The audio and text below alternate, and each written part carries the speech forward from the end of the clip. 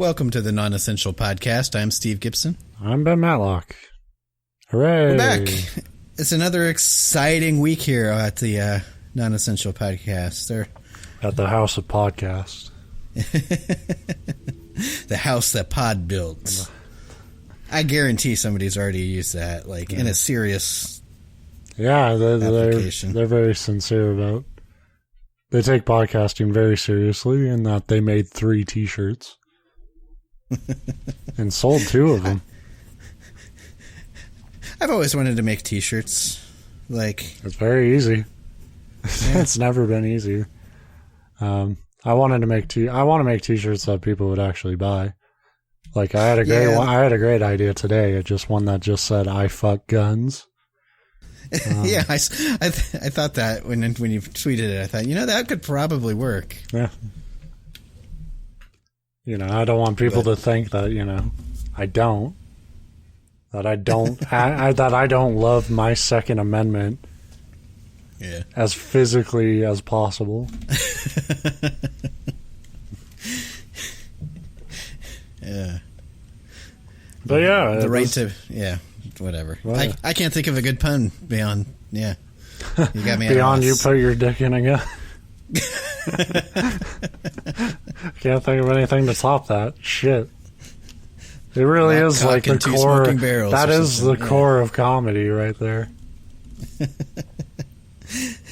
Yeah, add a fart joke and then you're golden. But, so, talk about a loaded barrel, huh? Anyway, so... do you want to do a show? We could keep talking about it. I can tell you about my favorite models. I just don't want you to spoil it. You've already guessed what my topic is today. I recently learned you can 3D print assault rifles. Oh, man. My sex life has never been better. I bet you there would be a market if we could make an assault rifle that has, like... What the fuck is playing? I hate audio ads that just autoplay. Stop it. Go away. I don't know how to mute this thing. That's cool. All right, there you go. We should throw in our own commercial there. Yeah, I assumed that wasn't actually coming over the recording, but it just caught me by surprise because it just randomly started playing. But anyway, now I forget what... yeah. You take the market for like an assault rifle, but how another big market nowadays is the realistic robot sex doll market. Also, and it's a booming market. It's a bear market. Some of them have that. I don't know how it would turn you on and not be creepy unless you're into robots, but they have they talk and stuff, and I can't imagine.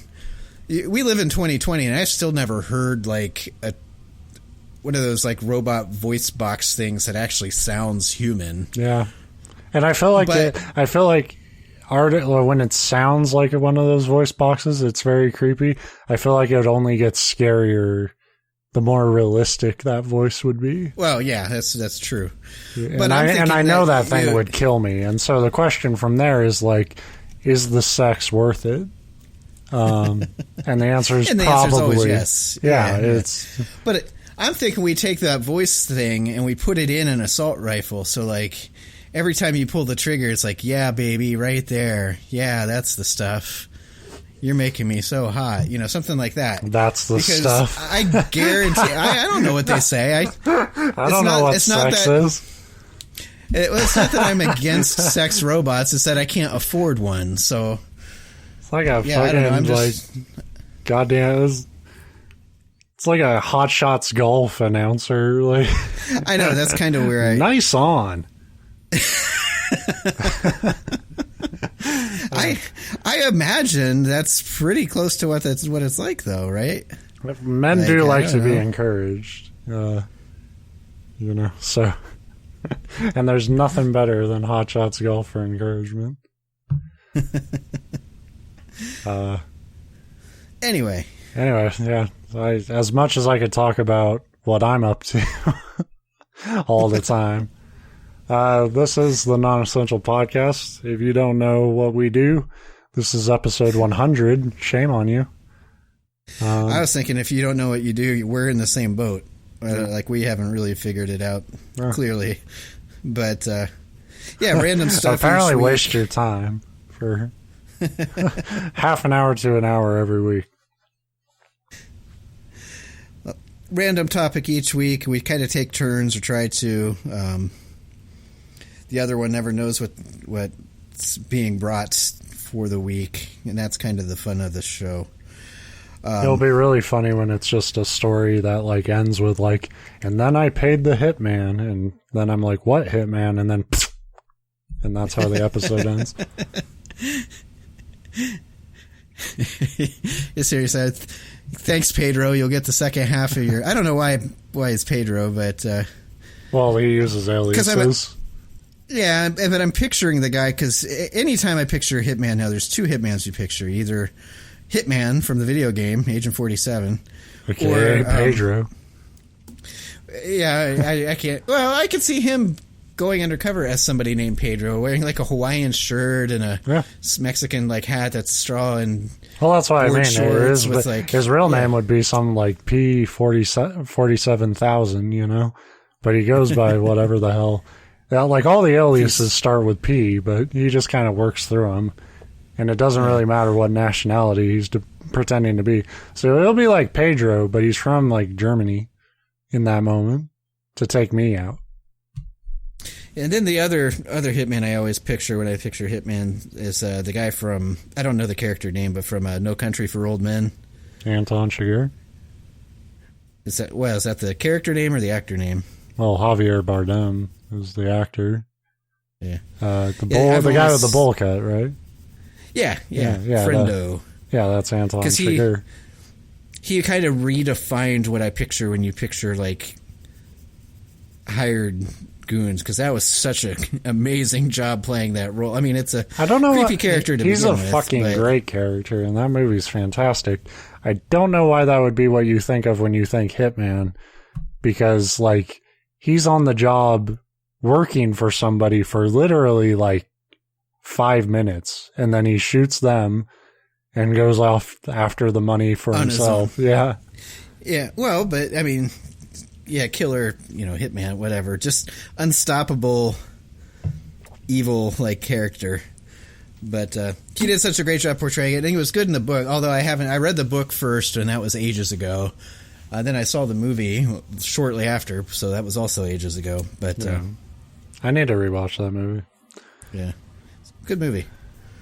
Awesome. So welcome to the No Country for Old Men podcast. Fancast. Yeah. Years and years later, we're still talking about Javier Bardem and what he brought to the role. So I guess it's like my turn this week, right? That's the rumor. I hope you got some, because we'll be talking about fucking sex bots until it's time to go home. I've already run through my extensive knowledge of them, though. So I'll break it. Let me school you, and then 5 of these robots come marching in. Yeah. So a lot of time, this is one of those weeks where it was really just been busy. Yeah. Well, our 100th episode couldn't have come at a worse point, right? I think, for both of our lives, because we would normally try to do something really kind of special to commemorate it. And it's this has been the worst, fucking month at work in my life. And you've got your own shit going on. And it's there's no way we can do anything cool. Right. Like for the 50th, we both did our own, stories, and that was really cool. And it's even the thought of suggesting that, I think we'd both just jumped off a bridge or something, because... Yeah. And you can write a fucking book about that. The boy who succumbed to podcast pressure. Honestly, I can't imagine being one of these professional authors or writers in any capacity where you're under actual deadlines, work pressure, because just meet a few of them and then George R.R. Martin that shit, and you'll never have to actually write a thing again. Just sell your half fucking done book series to HBO and then complain that they ruined it because you didn't finish it in time. Yeah. Well, but that's what it's hard to be creative just in general. Like it's not an easy thing, but to be creative when you're like stressed or tired or busy, yeah. So what I'm getting at is I've got a creepypasta this week. Awesome. Thank you. I feel a lot better about last week.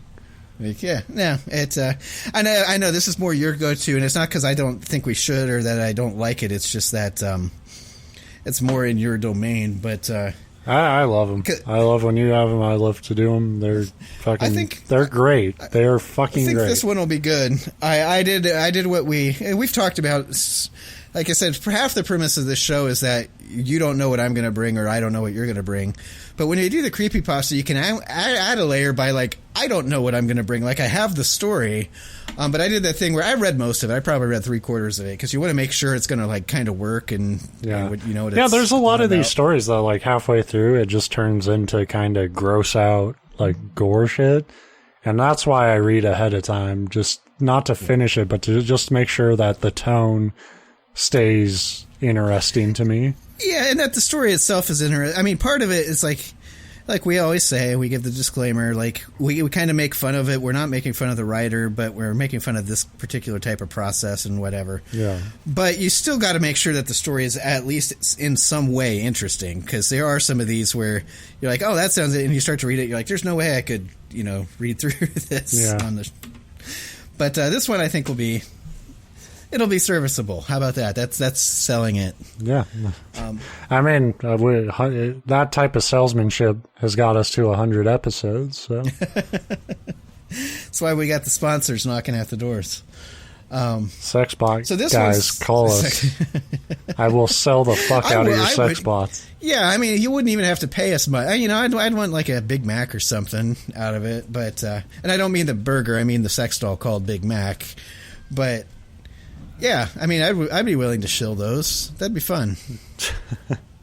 I just need, the appearance, the illusion that I have a girlfriend. Please, guys, send me one. As somebody with a wife, I would love to see her expression when a life-size sex doll gets delivered to the front door. It'd be funny, though, is like you and my brother, like, you're two people who are, like, sometimes, like, I don't know if they even have pulses, so I know you would have it, but you would literally just, like, sit at the dinner table and not even acknowledge it. Like, you just just be like, this ad company fucking sent us one. I don't know what to do with it. Figured it was rude to keep her in the box, though. I would set it on a chair in the front porch like a scarecrow during Halloween, except just all year round, to see what the HOA does about that. They try to fight it, be like, you can't have a sex doll. Be like, she's clothed, she's a member of this family. Stop discriminating against people. And stop calling her a sex bot. All right? She's a reproductive android. That stuff. They wouldn't ship that stuff discreetly either. It would just come in this giant, like the truck that drops it off would be like Sex Bot Incorporated. It's like, get your sex bot now in discreet packaging. And it's like fucking, it's a human-shaped thing just wrapped in like black plastic. Dropped off at your door.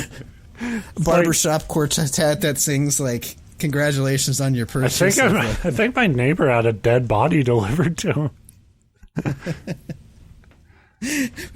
They couldn't have quite been dead yet. I hear it moaning every night. It's weird. Anyway. All right, yeah, let's story time. Story time. This story is called Ball-Pitt by Icydice. Young Max stood at the entrance of the playroom. Before him was an entire area full of loud and belligerent children, running and screaming in every direction. Some of them went up and down a plastic slide connected to a larger jungle gym. Giggles of joy, as opposed to giggles of anger, came from all over the room, but they occurred most of all in the Ball-Pit. The Ball-Pit was a rather large tub full of multicolored plastic orbs, cluttered with small children splashing around. Max didn't particularly like other children, which makes me like Max. But his mother told him to make some friends. Slowly, Max descended into the pit with a frown on his pale little face. Almost immediately after entering, a small boy tossed himself onto Max and sent him tumbling to the center of the arena. Max resurfaced with a scowl painted on his lips. It wasn't long after the initial accident that more kids fell back onto Max. He placed his arms over his face, but to no avail. He felt the children fall onto him, shoving him further and further down. Max... so they're painting... it's especially given like this, reading this in the middle of like COVID. It's like a ball pit with all these kids. Oh, fucking gross. Got fucking kids fucking landing on me like they're fucking Mario. Woohoo! Max was fucked. Max was frantically squirming at this point. I love that it's setting up the scene too, where Max's mom was like, "Go play with those kids," and they immediately like just start jumping on top of him, and she's like, "Very good job, Max." Yeah, look at him having fun. Giggles of joy.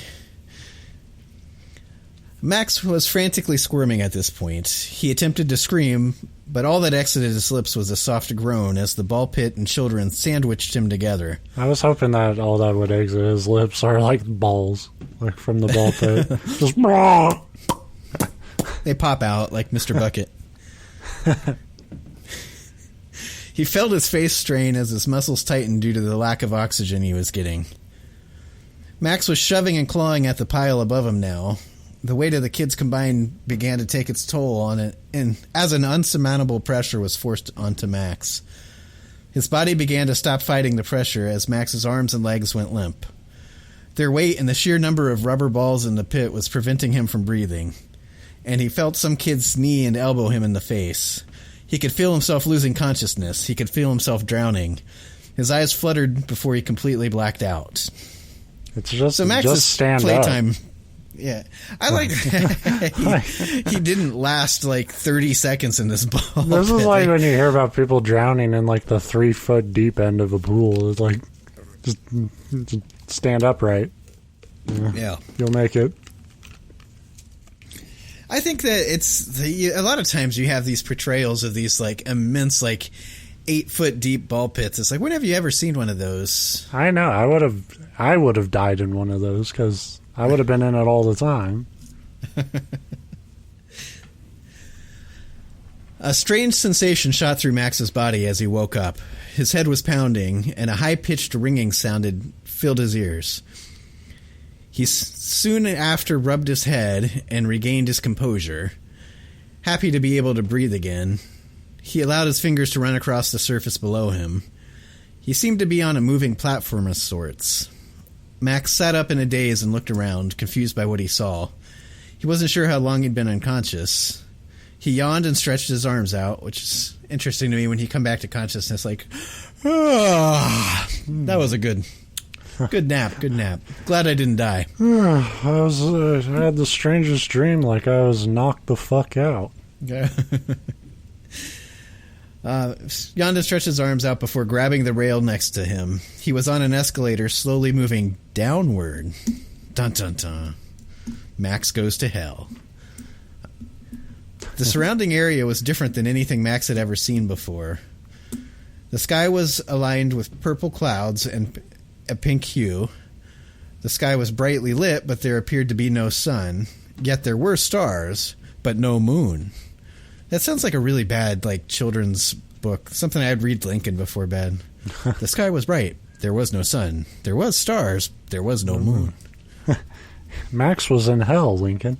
It's like just going... Max, he sees this. He just wakes up by himself on an escalator moving to this... under this weird sky, and he just says, like, in his head, running down a checklist of things like... Does this sky have a sun? No. Does it have clouds? Yes. Fucking Max is thinking about shit way more than I would be thinking about it. Yeah. Max looked downward where the escalators were heading. He seemed to pass through a thin layer of clouds, and below those he saw a platform. He saw colorful carnivals on it, and beautiful birds and butterflies fluttered through the air quite majestically. Before he knew it, Max's feet touched down on the ground, and he stood before the gigantic place. I like that. Like gigantic place. Yeah, that's when they decide they need to bring back Oklahoma. the good place, but they can't get the the rights to it, so they just changed the name to the Gigantic Place. Big world. Everywhere he looked, his eyes were met with an abundance of beauty. Lush gardens full of pure white flowers and trees made of cotton candy substance filled his vision. Max pranced along the perimeter of the platform, taking in all the sights. I like that he's not, like, deterred at all or curious where he's at. He's just like, that's so beautiful. La, la, la, da, da, da. And goes skipping around. Then he stepped onto a path made from the whitest marble he had ever seen. It wasn't long after he started skipping down the path that he came into contact with the owner of the mysterious and wonderful land. The Gigantic Place.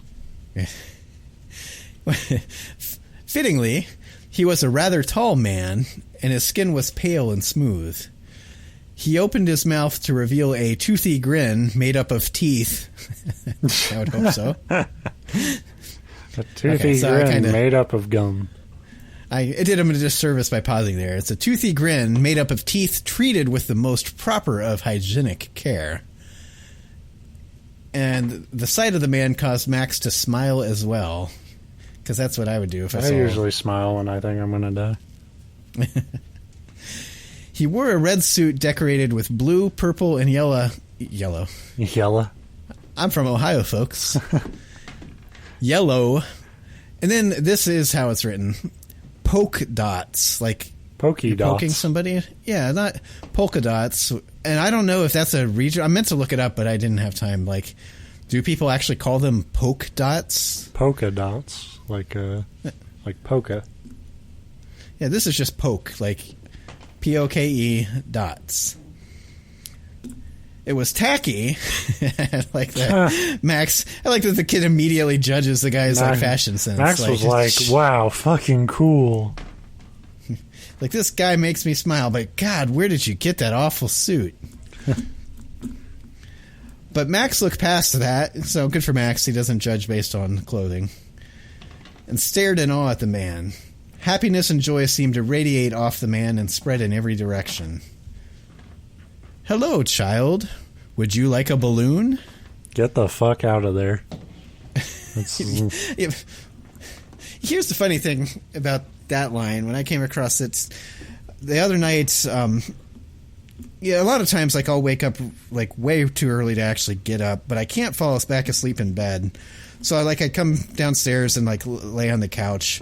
But Lincoln's first birthday was 2 weekends ago. Yeah. And we still have like one of those like helium, like number one, for first birthday balloons, like just kind of half inflated, still floating in the living room. And like, so I was just thinking, like, I got up and it was still dark in the house and I saw the balloon and it's like, how creepy would it be if that thing just started like moving, like somebody had walked past it or brushed it, or, that's the thing with balloons is they already kind of float like thoroughly or whatever. I don't know the right word. But, like, there's a reason that they're used so much in horror movies. Yeah. So, yeah. I was going to say, you have a little plot device for a horror story right in that. Well, that's what was so funny is because that's literally what I was thinking. It's like, A, like, this would be a great plot, like I could picture, like, the movie scene or the creepypasta. And B, now I just freaked myself the fuck out because you can't think that stuff when you're alone in the dark without, like, getting into your own head. And, of course, my default is, I'm just not going to look at the balloon anymore. How about that? I'm going to shoot the balloon. So then, I come across this line, would you like a balloon? It's like, get the hell out of there, kid. Yeah, fuck all the way off if anyone says, do you want a balloon? A balloon. That's not what Max did. Max smiled and nodded his head politely. His mom would always give him balloons on his birthday, and it brought back fond memories. As if kids, like, only associate balloons. Like, maybe that's the point. He's painting a background on this kid. Like, that's just sad. Like, no friends. His mom wants him to make friends. She only gets some balloons on his birthday and, like, whatever. But, anyway. He liked the idea of balloons, so he said yes. The man smiled and held out his hand. Max took it, because that's what you should do with strangers as well. And together they galloped along the path and towards the center of the carnival. A small carousel seemed to stand directly in the center, And so the two of them got on. Little Max had trouble at first, but the man helped lift him onto the porcelain horse. But something was bothering Max, and although he didn't want to be rude, he also wanted to know when he would be getting his balloon. God. Max looking out for number one. Always. Yeah. Like, I like that that's his thing. It's like, we went skipping down the path, and he put me on this horse, but where's my fucking balloon? I was promised a bill of goods. Hey, mister, is it okay if I have my balloon now? The man turned his head towards Max and smiled. His elongated fingers curled around a brass pole sticking out of the horse's head, and he smirked before placing his hand on top one of the polka dots aligning his suit. In an instant, he pulled the yellow polka dot out of place and blew into it, inflating the rubber into a full-size balloon. And so I'm kind of thinking like the guy, those aren't polka dots, they're condoms that he has glued to his... That's how I show up in bars, oddly enough. They don't talk to me. No matter how ready I look. It's like that, can't think of the guy's name. The classic guy from like the 80s and 90s infomercials with like the dollar sign suits. I think it was even like early 2000s. Yeah, that's what I'm picturing, except condoms. That he tells kids are balloons. Instead of mad money, you're mad horny. There, kid. You got a 2-for-1 deal. I did a magic trick and made you a balloon. Now, if you behave and have tons of fun, you can get even more prizes. This dude's a sex pest. Yeah, he's got to be. I mean, like, this had to be Icydice is going to be pissed, but it's almost written like it's written by a child molester because he knows exactly how to capture that vibe. Max's eyes shifted towards the man, and his eyes fluttered in surprise. More presents and gifts? His mom never got him anything, except for on Christmas and his birthday.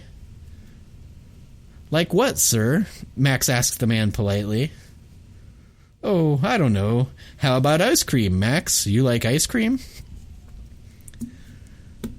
All Max could manage to do was nod his head. This place was only getting better and better for him. First, he got a balloon and carnival rides, and now he was getting ice cream? What more could he ask for? Really? Ice cream? Yes, sir. Thank you for this. They don't have that in my world. Max knew his mom wouldn't be proud of him for listening to strangers. It was one of the things she told him never to do, after all. Which is interesting parenting. Not like, don't talk to strangers, but don't listen to strangers. Because that's what, like as my kid is skipping out into the middle of the street in front of a car and somebody's just really like, hey, kid, watch out. You'd be like, I'm not listening to you, motherfucker. Splat. Max didn't think he was a bad guy trying to hurt him. Perhaps if Max was older, because Max was not the brightest of children. Perhaps if Max was older, he would understand that looks can be incredibly deceiving. But the pull of the carnival and the promise of sweets made him forget about his mother's warning, and so he followed the man hand in hand deeper into the carnival. I feel like I was a lot more careful as a child and like a lot more on edge about people than I am today. Like I feel like if anything, I got worse as I got older about who I would trust and stuff. And as a kid, I would have been like, yeah, like I said, like as soon as the guy was like, would you like a balloon? I'm like, fuck you. I'm gone. And now I would be like, yeah. Like even if you really, really want a balloon, it's like, yeah, but it's now the I'm strings 30. Attached are... Like now I'm 30 and I'm like, yeah, I'll take a balloon. Fuck it. I thought you meant I get more and more like a hermit, like as I get older. Like I was already like that as a kid. I knew like... Yeah, I would be more like, yeah, I'll take the balloon, just leave it outside. Yeah. I'm not opening the door. As a kid, I would have just ran away. Anytime somebody needs to like drop something off at your house and they're always like, oh, when are you going to be around so I can drop that off? You're tempted to be like, I'd prefer you come drop it off when I'm not there. Yeah. just leave it out front. I'll get it. I don't want to talk to you. I just want the thing. Just hide it so no one steals it, but don't deliver it when I'm there. Excuse me, mister. Is it okay if I ask you a question? Sure, Max. Anything at all, the man said with a toothy grin on his face. How is this place so huge and colorful? Max asked. Although he was just a small boy, he was still curious as to how something so impossible could be real. It was hard for him to wrap his head around the perfection before him, and he needed an answer, not out of suspicion, but out of confusion. Well, little Max, quit asking the wrong fucking questions.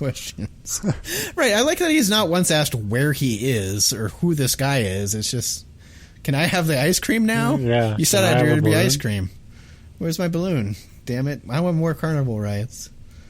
Although, frankly, that's very much how a lot of kids are. You see, Max, this place is always so bright and happy because it's fueled by the happiness and joy of the world. The joy acts like a battery here, and soon you can help this world be even brighter and more perfect. I can tell you're a good child, Max. I know for a fact that the rest of the children would be excited to have your joy help fuel theirs. Which is kind of like hard to follow. Again, this is a goddamn sex offender. Yeah. Max stopped for a moment. Other children? He hadn't seen other kids since he stepped into the carnival. No, he hadn't seen anyone but the man. What do you mean by other children, sir? Max inquired. I like that he sticks with that, calling the guy sir. Like, good manners, at least. Mister. Oh, the children in the Ball-Pitt, of course. All the Ball-Pitts in the world, in fact. This place is solely responsible for, well, making them fun, you could say. Which I love the idea of this otherworldly weird thing powering the funness of Ball-Pitts. Because a bunch of plastic balls. Yeah. That apparently kids just fucking hit you with their ass. Until they kill you. Until they kill you. I'm assuming that's how he ended up in this place. I don't know. Or maybe they like literally pushed him. It's like a video game. They pushed him through the ground plane and he just fell into this like world of, these are all game assets that just hadn't been put together. Max nodded his head and proceeded with the man towards a tall building. He could see things poking out of the roof of the building and heading upwards. They looked to be tubes of some sort, with strange things in them. Colors appeared to be flowing through the tubes. Max couldn't tell whether they were liquid or gas, but he didn't mind. As long as he would get his ice cream, he would be pleased. Good priorities there, Max. No. As the man led Max into the building, the first thing Max noticed was that the entire room they had entered was completely empty. No furniture, no paintings, no television. Well, maybe it hadn't been empty. Upon second inspection, Max saw what appeared to be exactly what he was hoping for. An ice cream machine was in this corner of the room. It seems weird to place it in the corner of the room when the rest of the room is empty, but that's alright. Feng shui. It was a soft serve machine. Max was pissed. He wanted actual ice cream. Oh. That's never happened. Nobody's ever been like, oh, this soft serve, what a bunch of bullshit. My main complaint with soft serve is it tends to only be vanilla or chocolate. You don't have the array of flavors. You've gone to just like fucking old country buffets or some shit. Like, we gotta get you into real like soft serve joint. Yeah, because it's every flavor, baby. Well, if you excuse me, I'm not going to read the rest of this story. I need to go find a soft serve place now. The man motioned for Max to approach the machine and gave him a plastic cup and a spoon to hold the delicious frozen treat in. Max was in front of the machine and stared at the dials and buttons on it. He reached towards it and then stopped. Something washed over him that prevented him from pouring the ice cream into his cup. Something deep within him told him to drop the cup and run far, far away. Good, it's just now dawning on you, Yep, Max. You're just a few gifts too late. He already fucking drugged you. The problem was, when he looked up, the flavors were things like Little Timmy. Which is Jeanette. Which is just... Yeah. Again, you should have picked up that this guy was fucked the moment he smiled at you. People aren't that happy. If somebody's smiling at you, you're gonna die. I've applied that to my life every day. He couldn't decide between the date rape chocolate or the Spanish fly cherry. But he wanted to drop the cup and run far, far away. It was because at that moment he felt an overbearing sense of dread. The entire time he had been in a joyful world, he felt safe and happy. But something about the man and the ice cream at that moment was different from the rest of the world. He didn't know how to describe it other than a change in atmosphere. It felt as if the world and happiness and joy he was currently in, there was malicious intent within the man and the delicious sweet before him. Delicious intent. I love that he recognizes that the ice cream is probably bad, but still describes it as it's just like this delicious, delicious poison. Max turned back and saw the man behind him. His toothy grin was now replaced with a slightly annoyed look as he told Max to fill the cup. Come on, Max. I thought you liked ice cream. That's why we're here, right? To enjoy ourselves and have fun? Have fun, you little shit. I walked all the way to the ice cream building, you son of a bitch. That was 5 miles. It took me 5 strides with my giant legs. Giant legs. Max wouldn't budge. There was no way he was going to eat the ice cream. His arms started to quiver, and he withdrew from the machine. The man's expression changed again. This time, however, it was one of frustration. You don't like prizes, bitch? He placed one hand on Max's shoulder and used the other to grab his arm. He squeezed tightly. He put him in a Chimera. Max would never escape.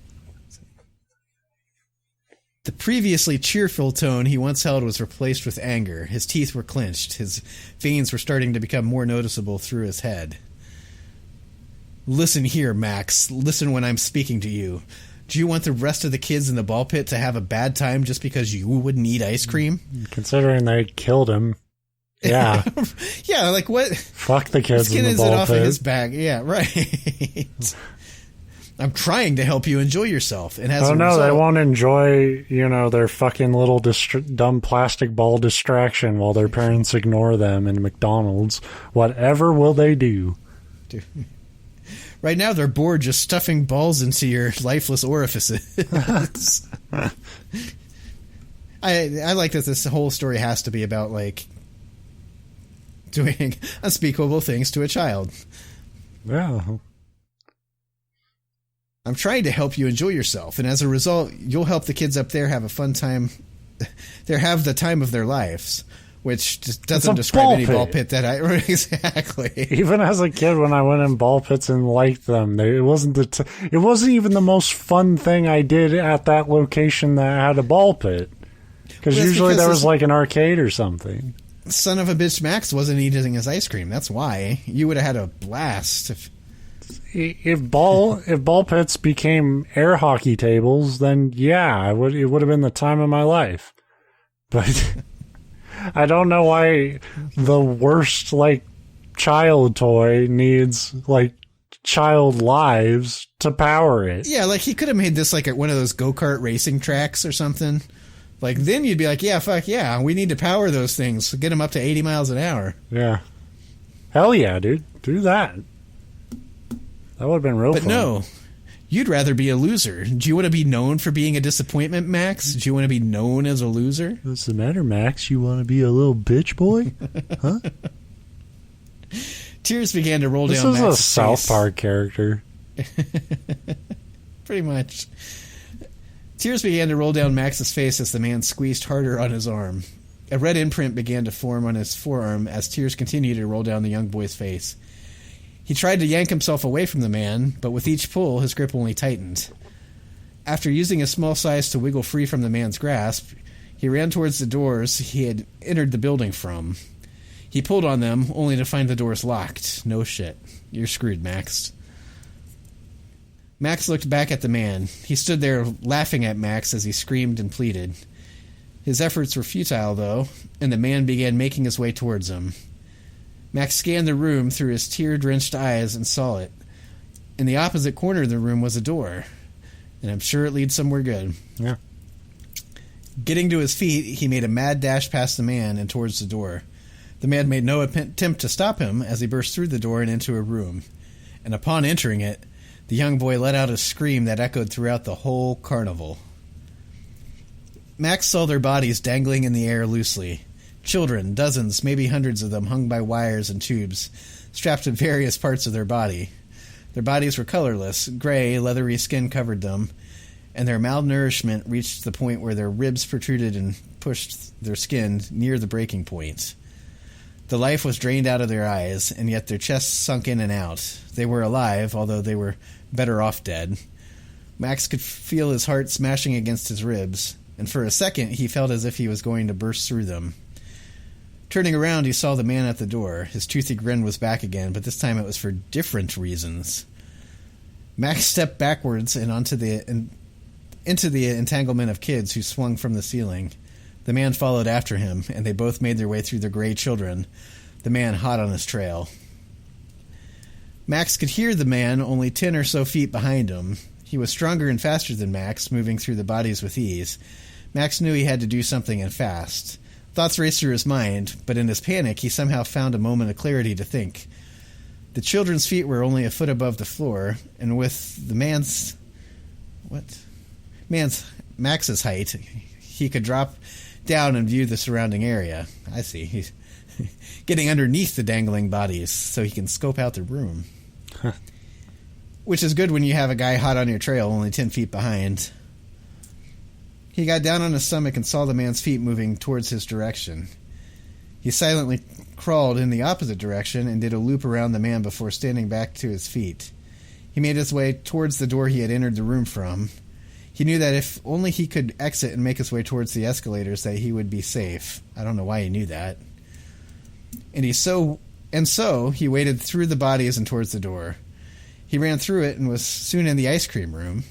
The door that was locked was made of glass, and although he didn't have time to break through it before, perhaps the man's wild goose hunt would buy him time. What? Oh, I see. He didn't have time to break through it the first time, but now, since the man was in the dangling body room, maybe he did. Max began to kick the glass of the door harder and harder as the glass cracked inch by inch. He knew the man had heard him because the sound of footsteps was now coming in his direction. He kicked, and soon the glass was almost shattered. The sound of footsteps was at the door across the room now, and with one last attempt, Max kicked through the glass and climbed through the small opening. He started running away from the building, only looking back once he was about 50 yards away. He saw the man bend and contort his body to fit himself through the child-sized hole in the door, as opposed to just unlocking it. Even from a long distance away, Max could hear the cracking of bones and the twisting of joints. They almost seemed to echo through the world he was in. The man was chasing after him again now, his long legs traveling faster and farther than little Max's legs were capable of carrying him. Max looked up at the sky. The once purplish clouds now turned gray. The whole landscape was having its color sucked out and replaced with gray. The same gray as the children he had seen. Carnival rides and decorations crumbled into dust as the man yelled from behind Max, and Kevin Bacon started yelling stuff to the tune of Paint It Black. Oh, wait. I don't know why. I just forever associate Kevin Bacon with that song now because of that Stir of Echoes movie. I read the book. I never saw the movie. I don't know if I ever, I think I watched the movie, but just they played the commercial so many freaking times with that song that's like all I think of now when I hear it. Anyway, that's my burden to bear, not yours. I don't know what song that is. So. Paint It Black? I probably know it, but I don't know. Like Generation just the title Gap. Doesn't. Yeah, title alone doesn't do it. Please use your voice to mimic it. No, I'm saving up my singing abilities to unleash them all in the world in one fell swoop. The people are already appropriately scared. I can't be scaring them all. This is what the world turns to when a child's joy isn't put to good use. Is this really what you want, Max? Do you want this world to burn? Yeah. Fuck yes. You're trying to kill me. These are dumbass fucking questions. Like, is this what you want? You want me ruined? Yeah. It's like when the bank shows up to foreclose on your house and you like last second pull out the deed and they're like, is this what you want us to not get your house? Like, yeah. That was all this was about, was escaping. In fact, I think that's what the investors were like yelling at the end of Goonies, like when they pulled out the gems and saved the town. Is this what you want? You want your houses to not get bulldozed? Max didn't look back. He just kept running. To think that all the ball pits in the world were fueled by this place. It is a weird thought.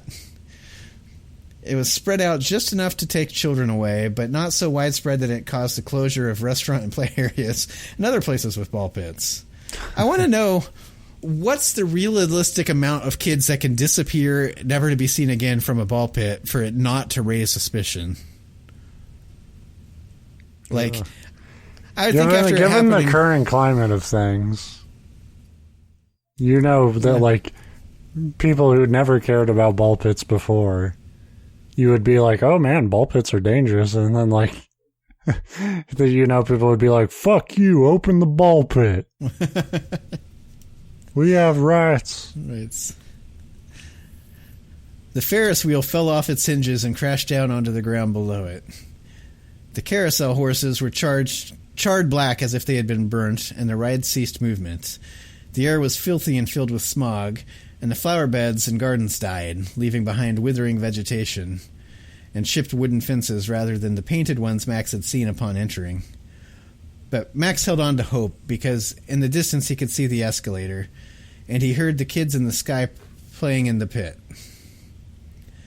The man was gaining on Max, and with every step Max grew more and more tired. What started out as a 50-yard head start was now only about a 20-foot distance, but Max was determined to avoid the fate of the other kids had met.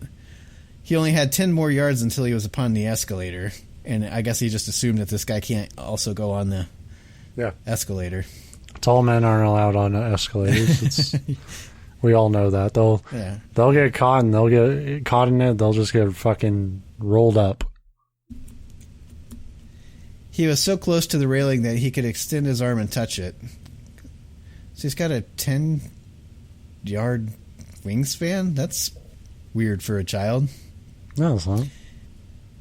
He felt the hot breath of the man in the suit behind him, and with that, Max lunged onto the escalator. He felt the man's. He found out the man's weakness was like the kid's one of those people who will run up the escalator. The man has to stand there and wait for the. It's moving stairs for a reason, you son of a bitch. No running. He felt the man's lanky fingers wrap around his ankle and pull. Max looked back and saw the man. His entire appearance had changed. His suit was stained and tattered, and the previously bright colors were dull. His hair was neat before, but now it was a greasy mess of white. His skin was deteriorating and rotting, and he smelled of death and disease. He was showing Max what the world would look like without the joy and creativity of children, how it fell apart and plunged into darkness and decay. Max was more determined than ever to get back to his world. He reared up his other foot and stomped down on the man's hand, crushing it between his shoe and the hard metal escalator step. The man screamed out in pain and looked up at Max. You're kicking my hand. How'd you know it would stop me? His face full of hunger and malice. You can't escape, Max. This escalator only goes down, you stupid son of a bitch. Oh, just kidding. It's over, Max. There is no high ground on an escalator. I'll be up there soon. It is very convenient that this world that was apparently created to kidnap and like suck the souls out of living children has an up escalator. Like, why would you install two? You'll never escape unless you take the moving stairs that get you out of here. Damn it. All's fair. You won a good game, Max. Good game. We'll see you next time, though. Yeah, like, how do you catch all these other kids? Were they wanted the ice cream, obviously. I guess it's just the ice cream. All the other kids were fatzos that would never say no to ice cream, and Max is, like, kind of health conscious. That's what he saw. He was like you, where he's like, oh, there's only liquid Timmy, and... I'm thinking that it had every flavor of the rainbow, but he saw, like, they'd also... this particular like platform was in California where they had mandated that you put the number of calories next to the serving. And Max is like, I can't justify 880 calories for a snack. Wait a minute. Sorry, lanky man, but that's more a cheat day thing. And right. I would fuck Max up too, honestly, if he gave me that shit. It's like, you little bastard. You can't escape, Max. I'll have your spirit and your energy, and you will help fuel this world just like the rest of the kids. Oh, I already said that. Oh, no, I didn't. He just reared up his foot again and kicked the man directly in the eye, which is probably a good spot to aim for, I guess. Yeah, put that heel right in that shit. Knock it out. Mm-hmm. Sending him tumbling down the steps and into the world below. In a hurry, Max raced up the steps and towards tumbling down the steps of the escalator, so he was stuck forever. Yeah. Yeah, at least get us that like mental images. Tumbling, but carried upwards in a perpetual motion. Max, don't leave me like this. Fuck. And so Lanky Man was in his own hell.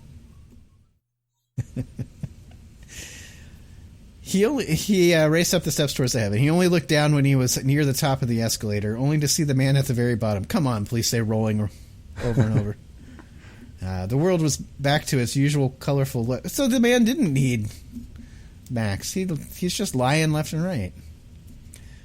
And the man waved at Max from below. Although he wasn't sure, Max knew that the man had the same toothy grin as he always had. Looking back up at the sky, he ascended past the clouds and felt the texture of the plastic orbs. He heard the sound of the kids playing in the pit, and he made his way upwards towards the top. Max felt the edge of the ball pit and climbed out, absolutely exhausted.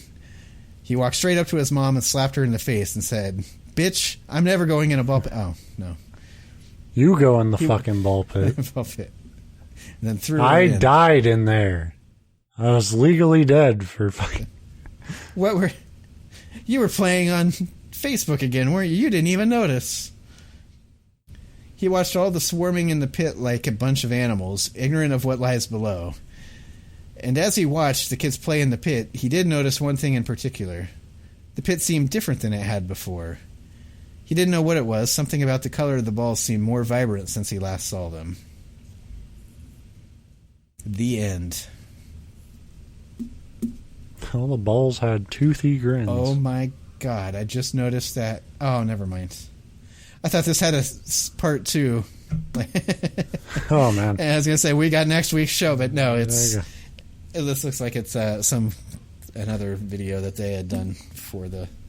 We should like give ourselves like kind of a vacation set of episodes where we do like one of those big multi-part creepypasta stories, though, because there are actually some pretty good ones, but they're long as fuck, so it would have to be like a multi-episode thing. Yeah. One of the things I kind of looked at is like, I wonder if there's other like Creative Commons, like things where the part of the reason why we do this is these stories when they're written is the Arthur, you know, the knight or the king, I guess, wants us to share. No, the authors, you know, they write this because they want it to be shared for it's just fun to pass the stories around and whatever. Yeah. But I kind of had the thought, I'm like, I bet there's other like Creative Commons licensed stories out there, and they're actually kind of hard to find because most of the stuff under Creative Commons you find is like music or video clips or stuff that people use to put things together. But I did come across one that was just like fiction, but not really creepypasta fiction, just like stories, short stories. It's like, oh, that'd be different. And then I started reading them, and they're actually like really good stories that people just want to have shared. I'm like, these are actually really interesting. It's something that I'd enjoy sitting and reading, but it would make for a horrible show. Like the original intention when we started bringing these on to this show was like, you know, you're laughing at like it was self-aware, but it was laughing at, you know, the writing process, how, you know, you might have a good idea or you might have a bad idea, and how the quality of the writing can affect that. And just, you know, like when you play kind of loose and, you know, like none of these people like spend, you know, a huge chunk of time like polishing these types of stories up, because it's more just sort of free thought practice. And that, you know, honestly, that's one of the things I actually like about these is that it kind of gives us best of both worlds. It's like, yeah, there's enough there to kind of laugh about and make a show about. And again, not like with the intention to be like, haha, this person's stupid. But like, otherwise it's just one of us reading a story to the other one. And, it's like bedtime stories with Ben and Steve. But the, and on the flip side of it, most of the ones that we've read, if not all of them, have like a kernel of like a really cool idea where like if you were to sit down, there's something solid in there. There's usually like it actually didn't end up being as kind of cynical and negative as I thought they would end up being, just because I know I'm an asshole. But I actually, like, I don't think I've brought a story on here that I was like genuinely like down on, because you take them for what they are, but they're, for the spirit of what they're trying to do and what we're trying to do, most of the time they're successful. And it's like, they're not supposed to be these fucking epic tales in horror that, like, beware, like, this shit's gonna make you shit yourself. You'll never go in a ball pit again. Yeah. And not just because you're 40 years old, Steve. But, so it's like they're playing around with ideas. They're trying to, work on their writing, which is the only way you can really, is to have an idea and try to execute on it. And sometimes it works, sometimes it doesn't. But a lot of authors on the internet, they're really good. There's a lot of really good writers out there, and it's not just horror. And there's no reason we can't just bring a good story to the show. It's just, you feel almost disrespectful interrupting it to make a dick joke. That could be an interesting show, is you randomly read like erotic fiction and then we like critique it. We have another 100 to do, so fuck it. Yeah, let's do it. Let's get some smut up on the non-essential podcast. Fuck it. But yeah, I like that one. I like the idea of that one. It's a little more. Yeah, it kind of just sort of turned into creepy guy chases a child, type. Yeah, which is a very kind of easy way to make your protagonist as like vulnerable as you can, by just like having that disparity of like child and creepy man, But it can be effective. I'm not going to totally knock it. It was interesting to me because that got to the part where, like I said, I read about 3/4 of the way, maybe not quite that much ahead of time, and then the rest was as much a surprise to me as it was to you.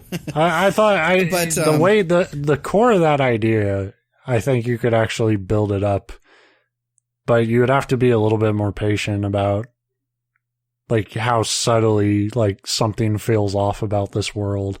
And it felt like, in an effort to just finish the story, he had to be like, but there were children hanging from wires, and that's how he was powering his ball pit, which again, it's a ball pit. It doesn't need power. Well, yeah, that's what it was. And then I was a little curious at the end where he's like, and I looked back into the kids in the ball pit, and the balls seemed a little more vibrant than before. It's like, but you ran away. Like, shouldn't they be less vibrant? Like, shouldn't it be like the kids kind of sitting around? But they're connected to that world's connected to every ball pit, so it wasn't just Max in there. Yeah, so in like the 2 seconds he transitioned from the escalator to the real world, that guy had already like ice creamed and vacuumed out. But that's what I mean, is like you could actually flesh that out a lot more. And you have to be a little, like I said, you have to be a little more subtle about, the lanky man kind of. That could be an interesting thing to do for a special episode, is where we take a creepypasta and then we both write our own takes on that creepypasta. Or like one of us, maybe not both do this. But what I'm saying is like, that what I'm talking about would be a lot of work. So I totally understand why the dude didn't do this. Didn't do it, yes. Because like, that's when it turns into like a 10-parter. And I give the other thing that I'd like to give like all these writers credit for is that because I have a hard time doing it is, you come up with this idea and I can't tell you how many times, and a lot of times it's something that you like kind of have a dream about or just a random idea comes, you're like, that would be a fucking awesome story. I can't wait to sit down and write it. And you sit down and you start writing it, and like even just like sometimes a paragraph in, you start to realize like this whole premise doesn't work. Yeah. And I assume a good writer, I mean, it happens. Sometimes you just don't, your premise isn't good and you throw it out. But I assume what makes like a good writer good is that they go, okay, well, let's keep working on this and getting it to a point where it does work. On the other hand, am like, it's not immediately successful. Screw it. I'm going to go play a video game it's or a guitar bad or something. idea. Yeah. Right. Yeah, like I think there's a lot to be said about, and we've had experience writing, but I think the hardest part is always about that, like just getting that wheel turning, getting that momentum of like getting that idea out onto the paper. Like it's really hard to make that jump from like this idea you have in your head to like actually executing it, and also being kind of bold enough to, especially someone like me, when I try to write something. The last time we tried to do our own creepypasta special, it totally fell apart for me because like I got about, halfway through an idea and then I was just like, this is dog shit. And then I give up and I go do something else. And then it's like, fuck it, we'll read somebody else's, somebody who had the courage to put their idea out there. But man, now I'm thinking more and more about this story we just read and thinking, man, like I would be, like I might just sit down on my own just for fun and like take a crack at rewriting it, like keeping the same. I think it would actually be really fun to do regular sort of, not regular and like we set it to a schedule, but when we do if we do our own stories, like doing it to a theme. Kind of. Yeah. So in like this case, it would be like the theme of like, the vulnerable child in a fucked up world type thing. So you wouldn't have to necessarily like riff off of this person's idea, but just sort of like that same broad idea of like, you're a child and you're like being hunted by something bigger and dangerous. Or being forced to go to school by a bunch of adults that think that it's safe. And there you go. There's your story. COVID, the creepiest of pastas. But yeah, that was good. And like, these are always fun. So yeah, that's episode 100. Thank you for anyone who's been listening or has listened, and or even you just started listening. Yeah. If you're well-intentioned, you won't hear this thank you, but like to anybody that's even thought about, maybe I should listen to that. I appreciate that. Yeah. Anybody who's said anything about like, wait, you guys do a podcast after 100 episodes? Like, yeah, we do. And thank you for at least acknowledging it now. I like that you changed your Twitter name like a year ago, and I never realized to like. You never updated the fucking podcast Twitter, yeah. I didn't even catch that. That's how fucking little I give a shit about our own Twitter. Well, yeah, that's the funny thing is it's kind of one of those things I just never really thought about, that having to manually update it. But yeah. I mostly just retweet stuff I tweet on my own account through that thing anyway, so it doesn't really matter. That's what it's for, frankly. But but anyway, so yeah. So yeah, thanks for listening. We know it's been kind of a crazy time. It has been for everyone, and we're all really busy with our own shit, but I love doing this show. It's one of the things as tired as I am sometimes to do it, it's, one of the highlights of my week. So, yeah, we'll keep it going until the sex bots come in, and then I'll be busy. But